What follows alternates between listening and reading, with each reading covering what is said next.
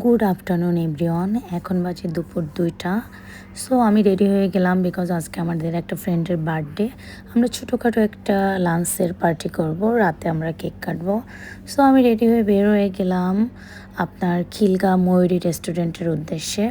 আর আপনারা জানেন খিলগা হলো বেস্ট খাবার দাবারের দিক থেকে। সো এই তো এই লাল টুকটুকে এর আজকে বার্থডে। আমি আশা এবং পিঙ্কি আমাদের লাঞ্চ প্লেটার অলরেডি চলে আসছে। আর হ্যাঁ পিঙ্কি, হ্যাপি বার্থডে। দোয়া করি খুব তাড়াতাড়ি তোর বিয়েটা যেন আমরা খেতে পারি।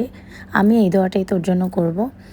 আর বলে রাখি এই রেস্টুরেন্টটা ছোটোখাটোর মধ্যে খুবই ইউনিক এবং খুবই সুন্দর, এবং এর ডেকোরেশনগুলা খুবই আনকমন, মানে খুবই ট্র্যাডিশনাল। দেখলে মনে হবে যে রিয়েলি মানে খুব পরিচ্ছন্ন ছোটোখাটোর মধ্যে এরকম একটা রেস্টুরেন্ট, আসলে এরকম রেস্টুরেন্ট খেতে অভাব নাই।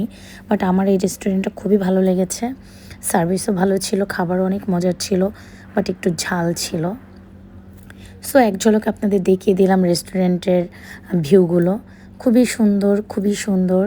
সো আজকে পিঙ্কের বার্থডে, আর আমি হিজাব পরা ছিলাম, হিজাব খুলে ফেলেছি বিকজ আমার আর্দি সার্গিত তারা তো হিজাব পরে নাই। সো ছবি তোলার জন্য হিজাব খুলতে বাধ্য হলাম।